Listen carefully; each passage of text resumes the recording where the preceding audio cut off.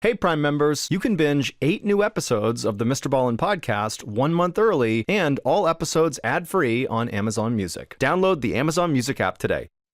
On the morning of May 26, 1990, Marlene Warren was at home inside of her beautiful mansion in Florida when she heard a knock on the front door. Marlene was busy and was hoping that her adult son might go answer the door, but when she looked over to the living room where her son was, she saw he was laying down watching TV and didn't even seem to have heard the knock on the door. So Marlene sighed and just walked over to the front door herself and opened it up. And to her surprise, standing on the other side of the door was a person dressed up in a clown costume, holding flowers and balloons. Now, Marlene loved clowns, and she had recently celebrated her 40th birthday, so she figured this must be someone's birthday gift to her, and she was thrilled. But after the clown handed Marlene the flowers and balloons, there was this loud popping sound inside of Marlene's house, and then Marlene fell to the floor, blood pouring down her face. But before we get into that story, if you're a fan of the strange, dark, and mysterious delivered in story format, then you've come to the right podcast because that's all we do, and we upload twice a week, once on Monday and once on Thursday. So if that's of interest to you, please sneak in to the Amazon Music follow button's house in the middle of the night and superglue their nostrils shut. Okay, let's get into today's story.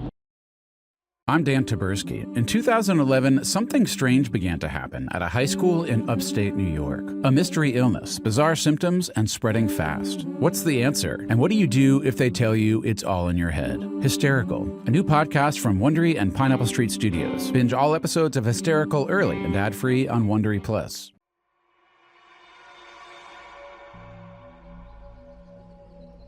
In January of 1990, 39-year-old Marlene Warren made her way across her sprawling backyard in Wellington, Florida. Marlene and her husband Michael were hosting a barbecue for some of their friends and family and coworkers. And so far, the Florida winter weather had not disappointed. It was sunny and about 75 degrees Fahrenheit, so a perfect day for an outdoor party. Marlene looked down and checked the food on the grill. It smelled delicious and was almost ready to be served. Then she looked up and saw all the people in her yard who were talking and laughing and having a great time, and she smiled. Her backyard, and really her entire house, were made for big parties like this one. Where Marlene lived, Wellington, Florida, was a small upscale village not far from West Palm Beach that was filled with mansions and golf courses. Marlene and Michael's 5-bedroom home was over 5,000 square feet, it had a pool, and it even had an attached airplane hangar for Michael's prop plane.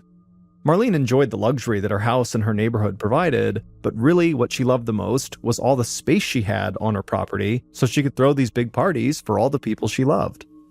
The smell of the food drifted across the backyard, and after a while, a few guests began heading towards the grill. And amongst those guests were a young couple, Sheila and Richard Keene, who walked up and asked Marlene if she needed any help. But Marlene said she had everything under control, and really she was just happy that Sheila and Richard had made it to the party. Sheila and Richard both worked for Marlene's husband, Michael, at the used car dealership that he owned, and so Marlene was just happy to meet some of these people that spent so much time with her husband.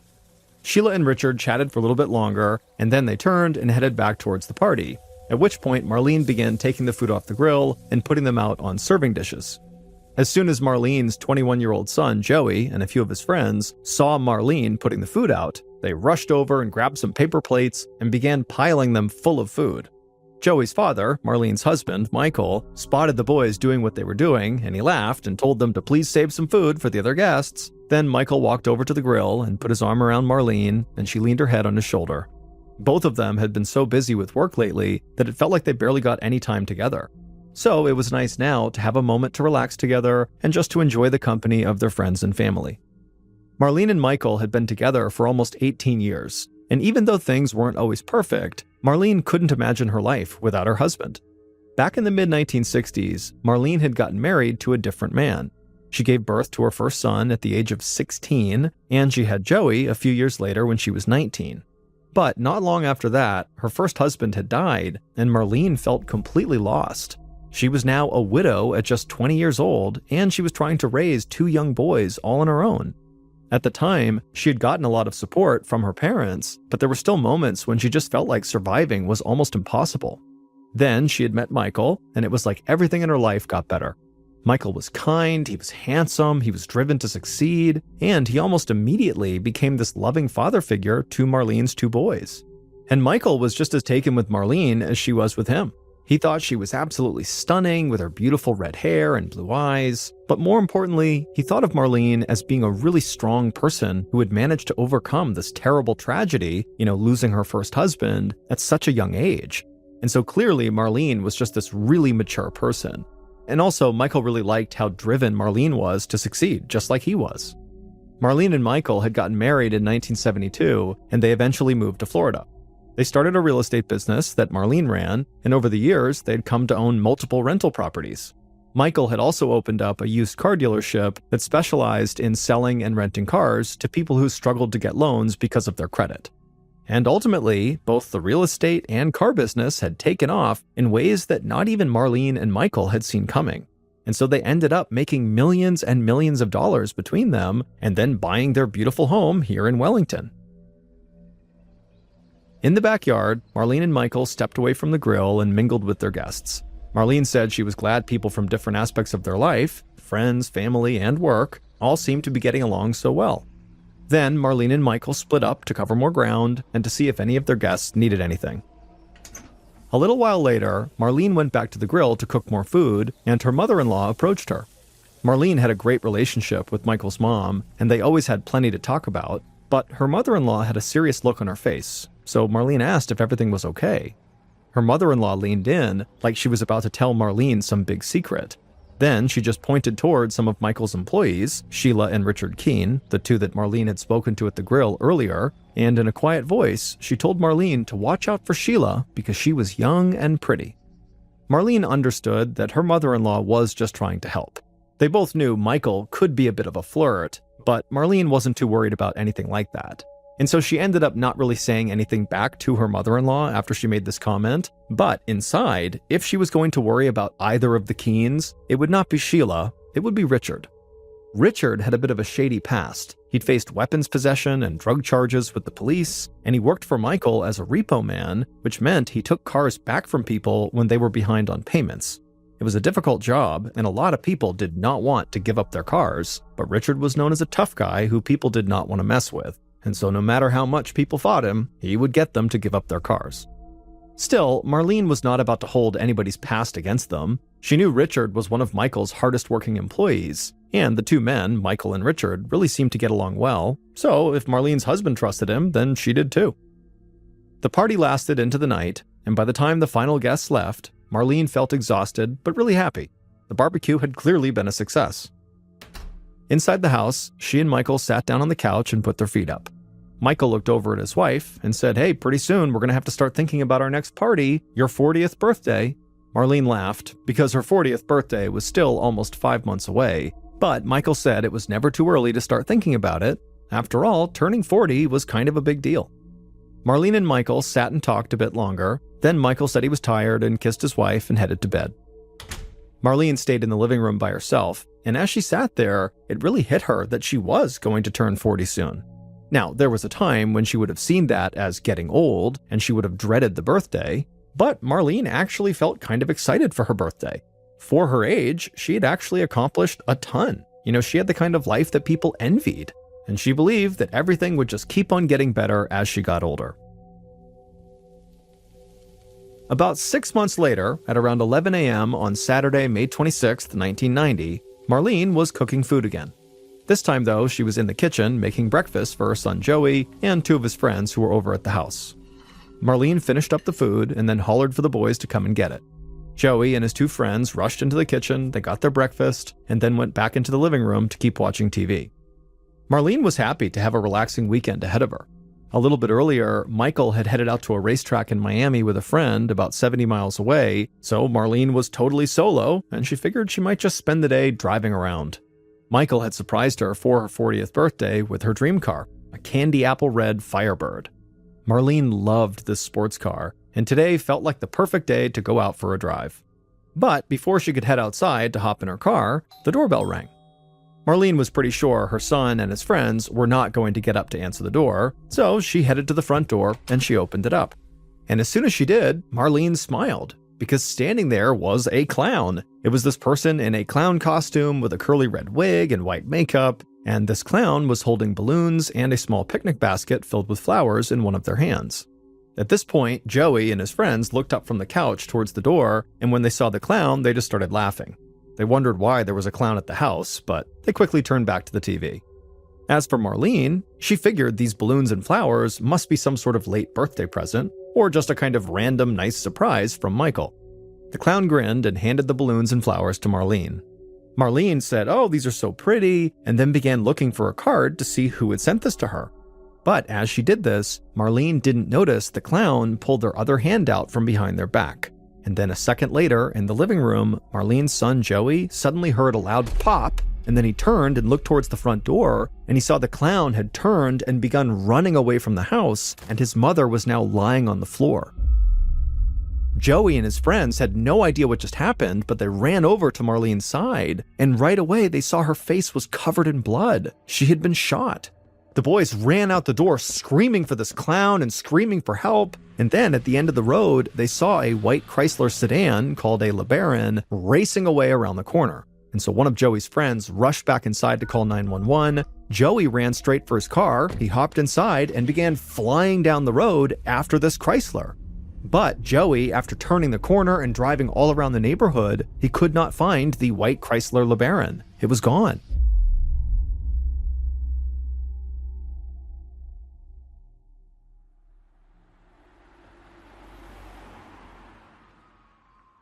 Not long after the 911 call, Detective Michael Harrison of the Palm Beach County Sheriff's Department arrived outside of Marlene's house. When Harrison had first gotten the call to investigate a shooting carried out by a clown in one of the wealthiest neighborhoods in the county, he wondered if he was hearing everything right, or if maybe a fellow officer was playing some sort of twisted joke on him. But Harrison quickly realized this was not a joke. After being shot, Marlene had been rushed to the hospital, and she was now fighting for her life. All Harrison knew about the person who had shot her was that they were last seen wearing a clown costume. Harrison walked towards Marlene's property. Officers who had arrived first on the scene had already cordoned off the yard with police tape, and out front they had gathered Joey, his two friends, and a neighbor who had heard the shooting while he was out walking his dog. Joey and his friends stood there with police, still in total shock. Joey's hands trembled, and the first thing he told Detective Harrison was that he'd gone after the shooter, but he had failed to catch them. Harrison did his best to calm Joey down. He knew this young man really just wanted to go to the hospital to see his mom, and Harrison also knew that the chaos of what had just happened would just make it really difficult for Joey to focus.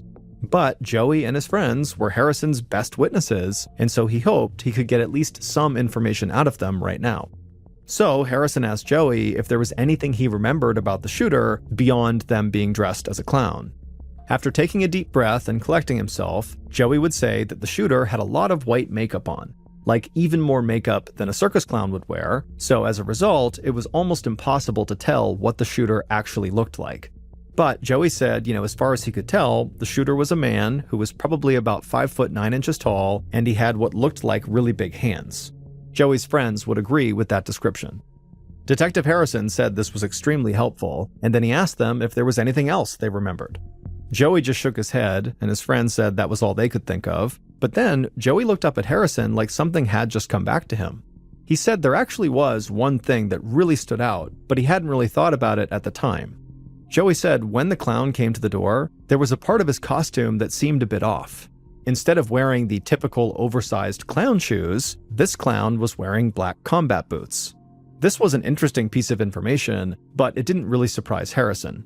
The detective figured the shooter had planned this whole shooting out, and they knew they would need to make a quick getaway, and trying to run back to their car in giant clown shoes would have been very difficult. Harrison thanked Joey and his friends for their help, and as they walked away, Harrison just could not imagine what Joey must have felt witnessing his mother get shot like that right in front of him. Harrison walked over to the neighbor who had been out walking his dog at the time of the shooting. The man would tell Harrison that he only heard a single gunshot. He also said he was sure the shooter had sped off in a white Chrysler LeBaron that didn't have a license plate. Harrison thanked the neighbor, and then he made one of the weirdest phone calls he'd ever made in his entire law enforcement career. He contacted the sheriff's department and asked them to issue a BOLO, which is a be on the lookout message to other law enforcement agencies and the general public. Harrison said the BOLO should let people know they were searching for a white Chrysler LeBaron that was being driven by a clown. Harrison made his way inside of Marlene's house. And right away, he was stunned at just how little evidence there was, considering a shooting had taken place right there. There was very minimal blood in the entryway, and there were no bullet casings, no weapon, and no bullet holes in the wall. Harrison still needed to get some information from the hospital where Marlene had been taken, but based on his conversation with the neighbor, and also based on what he saw at the crime scene, Harrison's first impression of this crime was that the clown, the shooter, fired one bullet, and that bullet must be lodged somewhere in Marlene's body. The lack of ballistics evidence and the fact that the shooter was fully disguised meant that Harrison and his team did not have a lot to go on. But he crouched down in the entryway and focused on the evidence he did have, the balloons and the basket of flowers. One of the balloons was pretty generic, but the other one was red, heart-shaped, and had a message on it that said, "You're the greatest." For now, that balloon was the best clue Harrison had.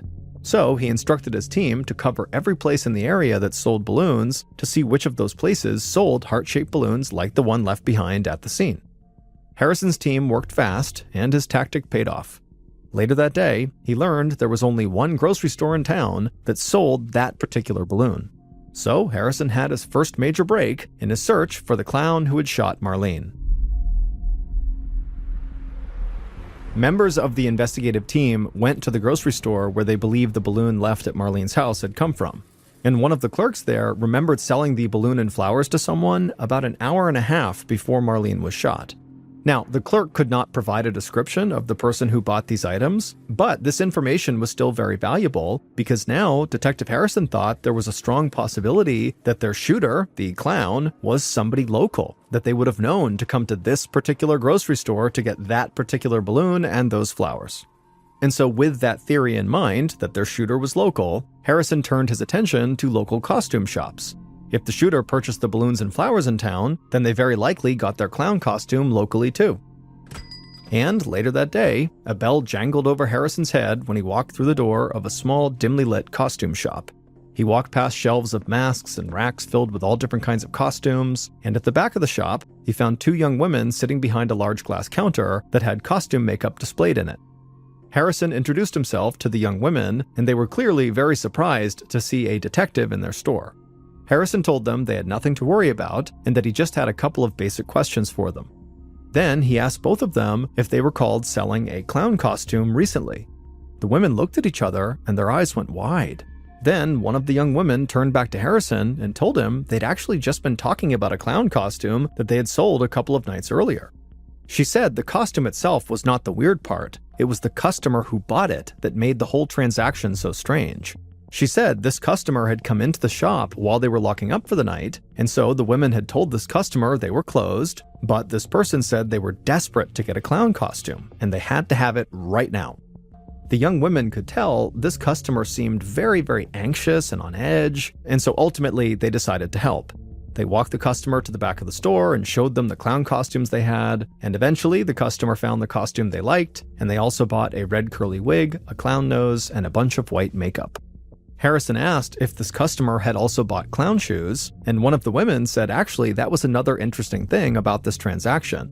The customer had been so adamant that they wanted a full clown costume, but then when it was time to actually get the clown costume, they said they did not want the shoes that came with it.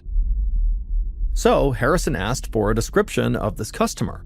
But both women said, it was the strangest thing. When this customer came in, it was like they already were in disguise because they had a hat pulled down over their face and they had their jacket pulled up high around their neck and they kept looking down and barely speaking. And so, the two women just did not have a clue what this person looked like. They couldn't really even tell if it was a man or a woman. But what they could recall was that this person was maybe 5'8" or 5'9", and they appeared to have some brown hair, but they didn't know how long it was.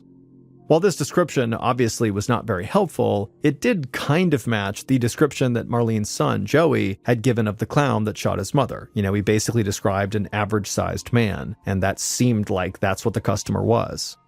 Harrison hoped this customer had bought the clown stuff using a credit card, and then he could just kind of follow the credit card transaction history right to the shooter. But unfortunately, when he asked the women for the credit card receipt, they said that the customer had paid in cash, and so there was no paper trail.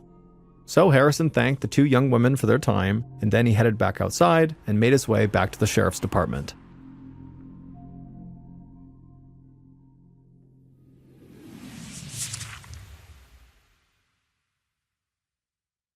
Hey all you fans of the strange, dark, and mysterious, it's me, MrBallen, and today I have some big news. It's something I'm holding in my hands right now, and so obviously you can't see it, but this is something you're really gonna want to see. It's the first ever official MrBallen publication. It's a graphic novel, and it's called MrBallen Presents Strange, Dark, and Mysterious, The Graphic Stories. It's an anthology of both classic and brand new terrifying stories that we've never covered on any of my other platforms, because we created them specifically for this first book. Each of these stories in the book are feature-length MrBallen stories that really needed to be told visually. And the artwork in this book is, I'm looking at it, and it's just absolutely stunning. So the book is not actually coming out until my birthday this year, October 1st, but you can pre-order it right now at book.ballenstudios.com. Again, that's book.ballenstudios.com. I'm Dan Taberski. In 2011, something strange began to happen at the high school in Leroy, New York. I was like at my locker and she came up to me and she was like stuttering super bad. I'm like, stop around. She's like, I can't. A mystery illness, bizarre symptoms, and spreading fast. It's like doubling and tripling, and it's all these girls. With a diagnosis, the state tried to keep on the down low. Everybody thought I was holding something back. Well, you were holding something back intentionally. Yeah. No, it's hysteria. It's all in your head. It's not physical. Oh my gosh, you're exaggerating. Is this the largest mass hysteria since the witches of Salem? Or is it something else entirely? Something's wrong here. Something's not right. Leroy was the new Dateline, and everyone was trying to solve the murder. A new limited series from Wondery and Pineapple Street Studios, Hysterical. Follow Hysterical on the Wondery app or wherever you get your podcasts. You can binge all episodes of Hysterical early and ad-free right now by joining Wondery Plus.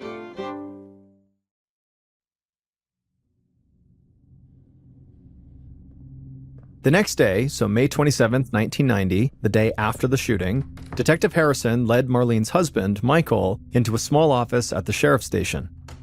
Michael looked dazed and like he hadn't slept in a long time. The day before, Michael had been halfway to Miami when he got a call on his car phone. That was how he had learned his wife had been shot.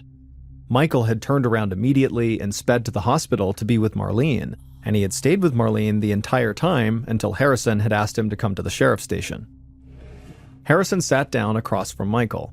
The detective knew Michael had an airtight alibi, having been on the road when the shooting took place, but when a violent crime is committed, spouses are often the first suspect. So even if Michael didn't pull the trigger, Harrison could not yet rule out that he was involved in some way.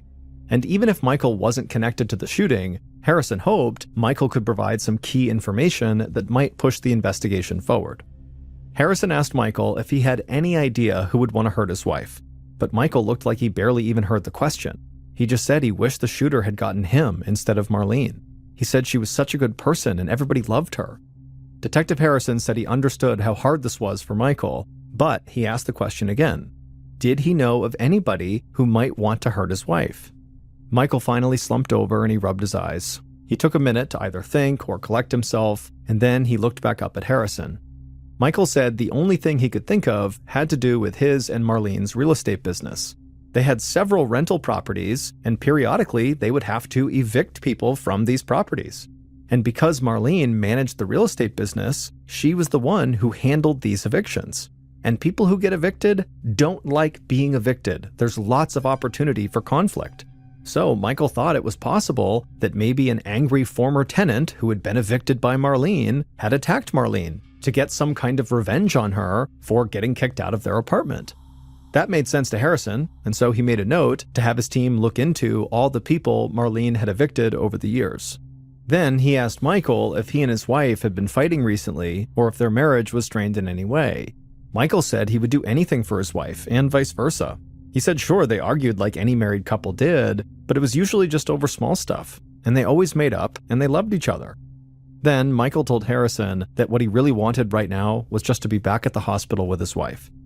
Harrison nodded and thanked Michael for coming to the station, and then let him leave to go back to his wife. Later that day, members of Harrison's team started tracking down the names and locations of the people who Marlene had evicted, and who might, because of that eviction, have a grudge against her. And Detective Harrison reached out to Marlene's friends and family to see if they might know something that Michael was unaware of or forgot to mention. And in doing that, Harrison got one piece of information that completely threw him for a loop. Apparently, Marlene loved clowns. Marlene's parents told Harrison that when Marlene was little, she had clown decorations all over her room and she was always drawing pictures of clowns, and they said this love of clowns did not go away when Marlene got older. She would still get very excited if she saw a clown or if she heard the circus was in town. And so Detective Harrison still thought looking into disgruntled former tenants made a lot of sense, but this new information sparked a different idea about the case for him. Had someone who knew Marlene really well tried to kill her dressed up as the one thing that she loved? Who would do that? It's so dark and twisted. The following day, so May 28th, 2 days after the shooting, Marlene's family made the heartbreaking decision to take Marlene off of life support, and so Marlene passed away in the hospital. It was Memorial Day, and Marlene's son, Joey, knew it was the kind of holiday that his mom would have loved to celebrate by hosting another big backyard barbecue for her friends and family. Joey had held on to hope that his mom would survive this ordeal, but now that she was gone, Joey just felt lost. The family dealt with the shock of losing a wife, mother, and child, and at the same time, Detective Harrison now knew he had a homicide case on his hands. But at least he felt like he had a few decent leads. For example, his team was able to locate all the people Marlene had evicted, so Harrison pursued the idea that this could have been a grudge killing. But Harrison found himself feeling more surprised after he spoke to each of these evicted former tenants. Even though Marlene had kicked them out of their apartments, they all still spoke very fondly of her.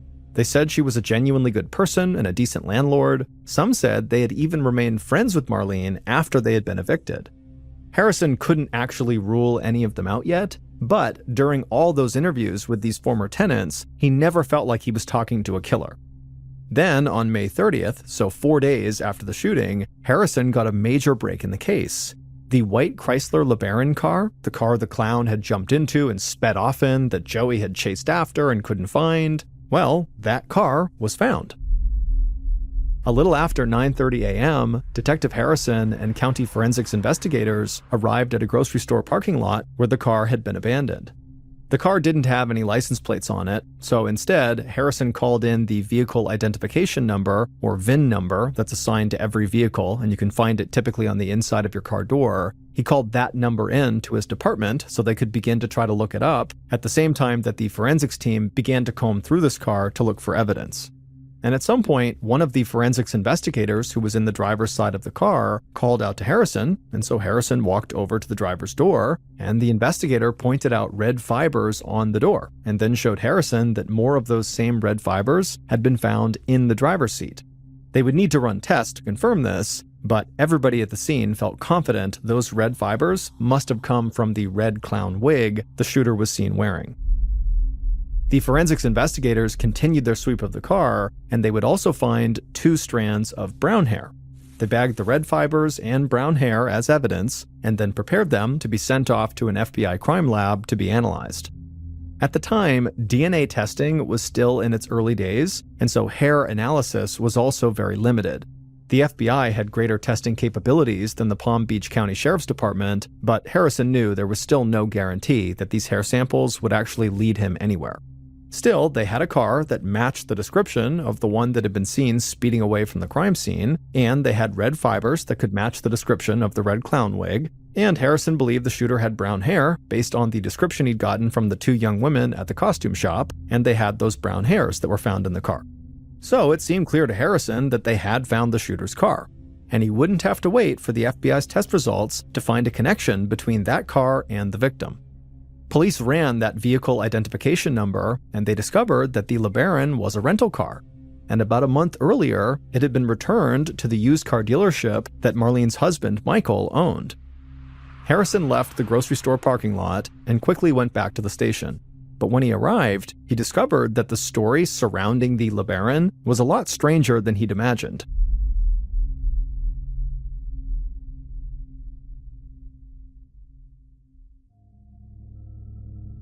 It would turn out the LeBaron had not originally been rented from Michael's company. Instead, the couple who had rented this LeBaron had apparently accidentally called Michael's company and asked where they should drop the car off when they returned it, And somebody at Michael's company, who was used to cars getting returned all the time, and so did not think to ask this couple, hey, did you rent with us or did you rent somewhere else? They just told the couple, okay, yeah, just leave the car at this specific location and leave the keys inside.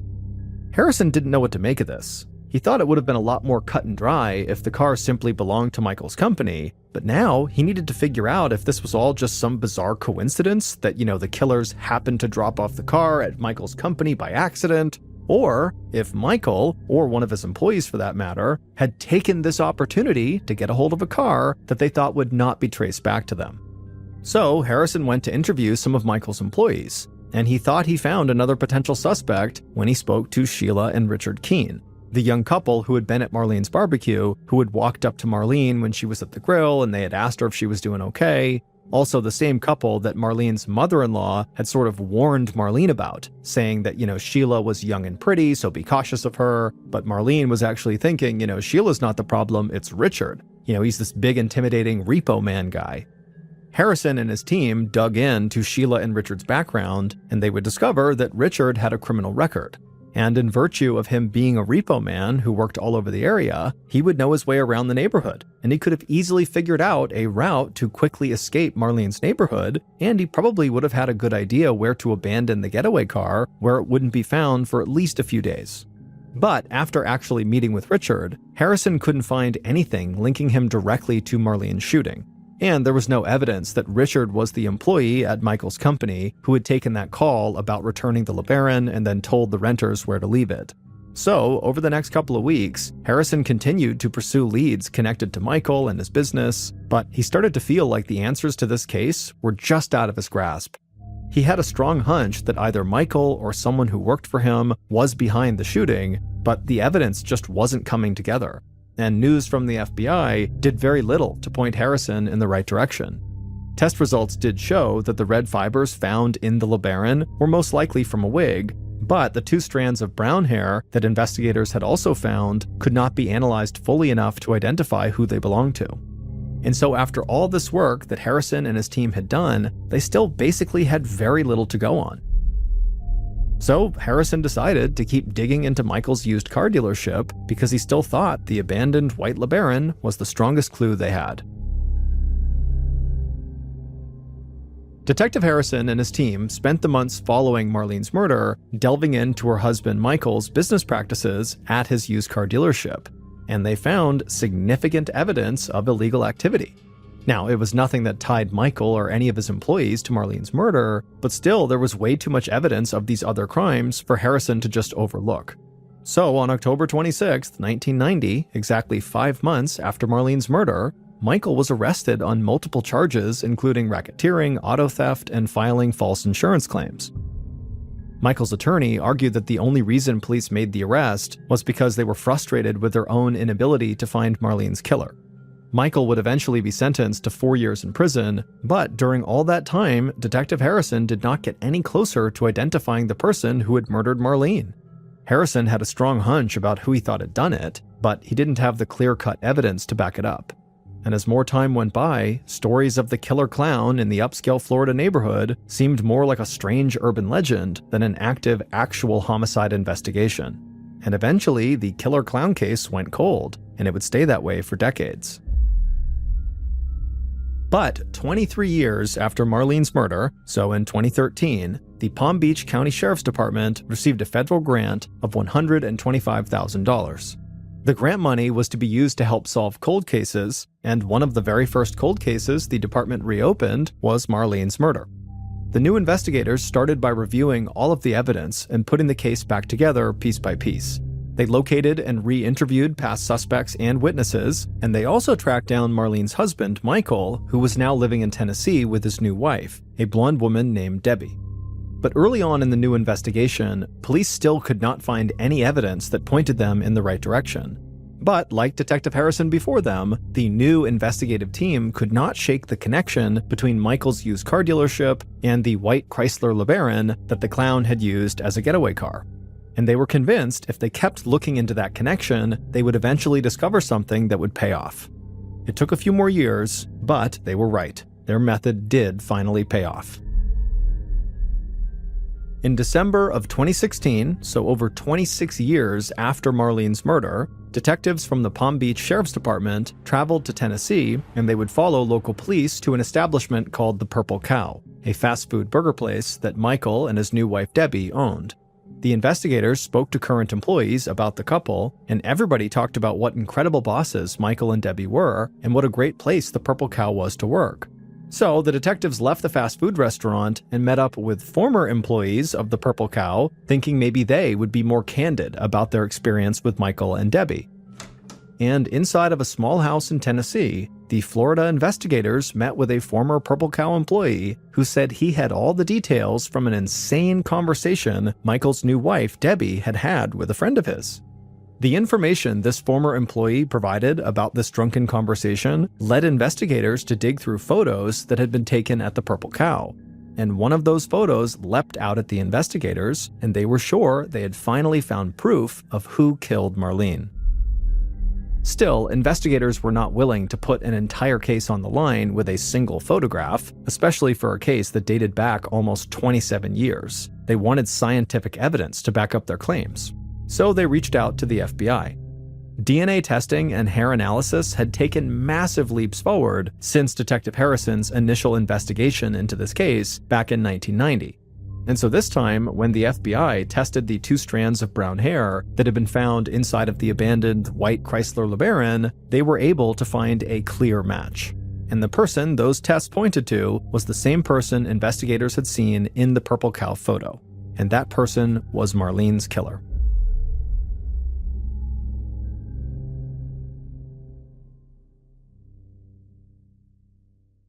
Based on those DNA tests, the infamous Purple Cow photo, and evidence collected across 27 years, here is a reconstruction of what investigators believe happened to Marlene Warren on the morning she was killed, May 26, 1990.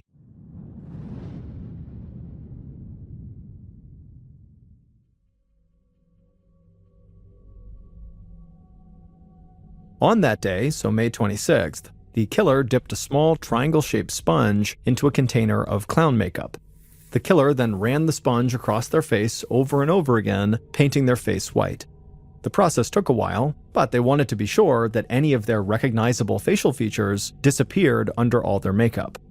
When they were satisfied with the makeup, the killer took a clean sponge, dipped it in red makeup, and gave themselves big red dots on their cheeks and also a wide red smile. The killer fitted a red curly wig on their head and tucked their brown hair underneath it. Then they added the final touch, a clown nose. The killer then looked in the mirror. They were sure nobody would know who they were. Finally, they picked up 2 balloons and a basket of flowers off the floor, they grabbed their .38 caliber handgun off the makeup table, and they headed out the door. At around 11 a.m., the killer clown drove a white Chrysler LeBaron past the mansions in Marlene's neighborhood. The killer was nervous, but they told themselves they had the perfect disguise, so there was nothing to worry about. The killer eventually pulled up in front of Marlene's house. There was a car that was already on the long circular driveway, so the killer parked the LeBaron on the street. The killer glanced in the rearview mirror just to make sure their costume and wig were all in place. Then they stepped out of the car and they opened up the back driver's side door. They reached inside and grabbed the balloons and flowers in one hand, and they grabbed the gun with the other. The killer clown then walked up the driveway towards the front door, hiding the gun behind the basket of flowers. The clowns stepped onto the porch and slipped their gun behind their back. Then they took a deep breath and rang the doorbell. A moment later, the door opened, and the killer clown saw Marlene standing there. The killer gave a huge clown smile and handed Marlene the flowers and balloons. Marlene beamed and said, "Oh, how pretty," and then began looking through the flowers for a card to see who sent it. And it was at this point that the killer clown quickly swung their arm out from behind their back, they raised their gun up, aimed it at Marlene's head, and fired. The bullet tore through Marlene's head, and she crumpled to the floor. Screams came from inside the house, and the killer turned and ran back towards their Chrysler. Once they were inside, they hit the gas and sped off. But not long after that, they heard a car racing down the street behind them.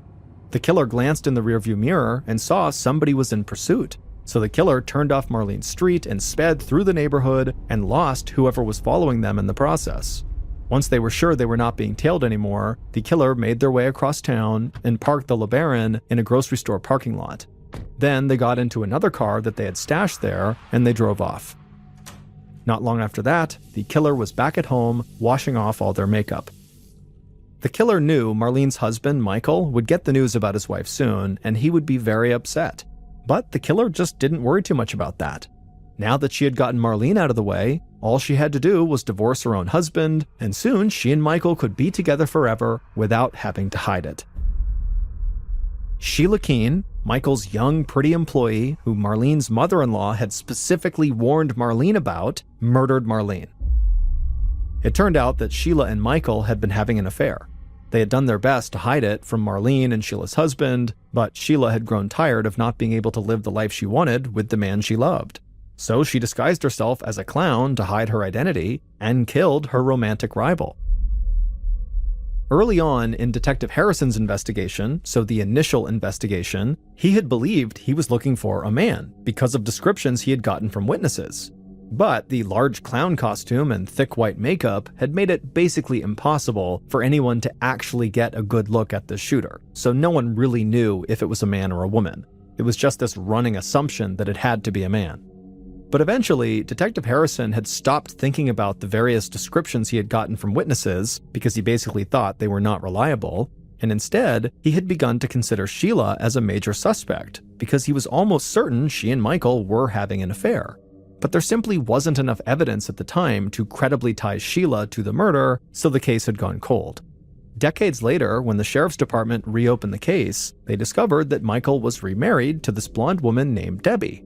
But when police tracked down the couple's marriage certificate, they learned that blonde-haired Debbie was actually brown-haired Sheila. Michael and Sheila had married just a few years after Michael had gotten out of prison, and so this was obviously a huge red flag for investigators. It took a while, but they eventually met with that former Purple Cow employee in Tennessee, and he would say that one night Sheila, who he knew as Debbie, had gotten totally drunk and told his friend that she had once dressed up as a clown and killed a woman in Florida. And not long after that, investigators found that infamous photo of Sheila working at the Purple Cow drive-thru wearing clown makeup. And so investigators were convinced Sheila had to be Marlene's killer, and soon the FBI confirmed that she was. They ran new tests on the brown hair that had been found in the Chrysler LeBaron, and they were able to match that hair to Sheila's hair. And so in September of 2017, over 27 years after Marlene's murder, investigators tracked Sheila down and put her under arrest. In April of 2023, Sheila pleaded guilty to second-degree murder. She was sentenced to 12 years in prison, but she could get out as early as the summer of 2024. Some of the investigators involved still suspect that Michael must have played a role in this murder, but there was no evidence found that linked him to the crime, and so he was never charged. Michael also maintains that despite Sheila's plea deal, she is innocent and was wrongfully accused.